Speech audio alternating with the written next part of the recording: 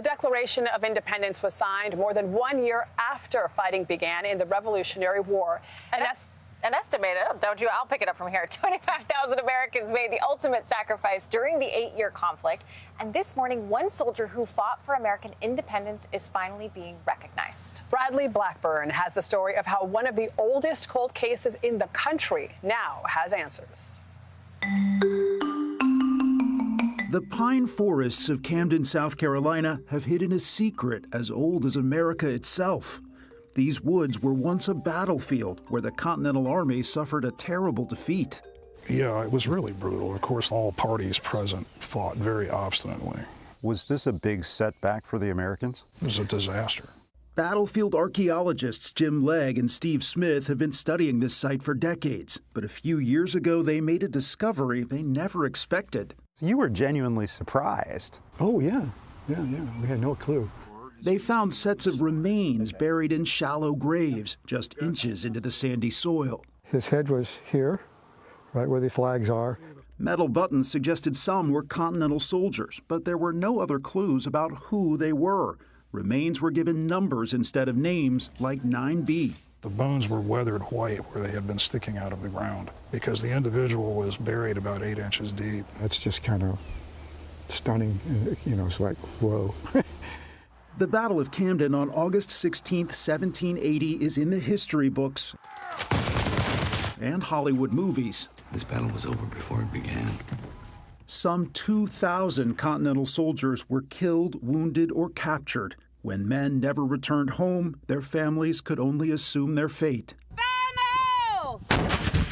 But centuries after their deaths, an explosion in DNA technology is changing what's possible. When we met a year ago, you knew this person as 9B.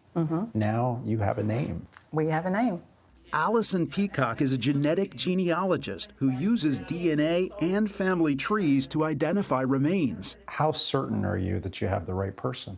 Pretty darn certain. We have 3 different types of DNA that prove it, and we have a life story that fits with the circumstances that we've uncovered. We met in Maryland, where centuries ago a young man, maybe just 13 years old, left home to go to war. His name was John Pumphrey. Private John Pumphrey. Private John Pumphrey. How does it feel just to be able to say the name? Well, I have goosebumps on my arms.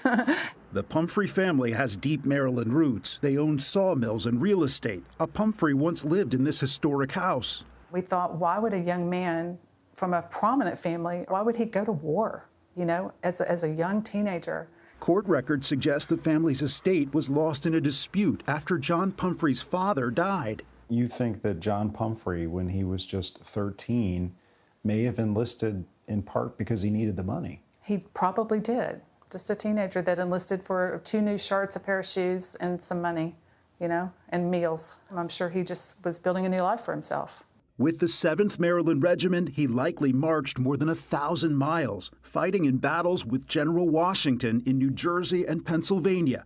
The paper trail actually includes John Pumphrey's re-enlistment. He signed with an X because he never learned to read. I think it's a gift to the whole country to know his story. To find out that we do have a young man that sacrificed his life for the development of our country is amazing, absolutely amazing. The story is personal for Pam Donahue and her sisters, Karen Pumphrey Etchison and Nancy Pumphrey White.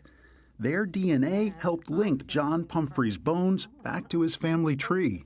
Out of all of the soldiers and bodies left behind and stuff, he's that one, and he's been identified as our 4th great uncle.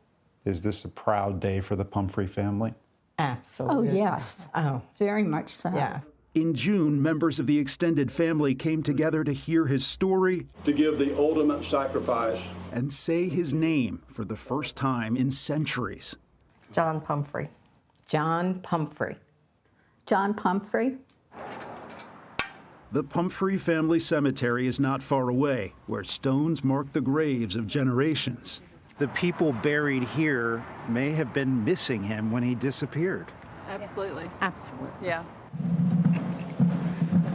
His remains will stay in South Carolina, where he and the other soldiers discovered received a full military burial in 2023.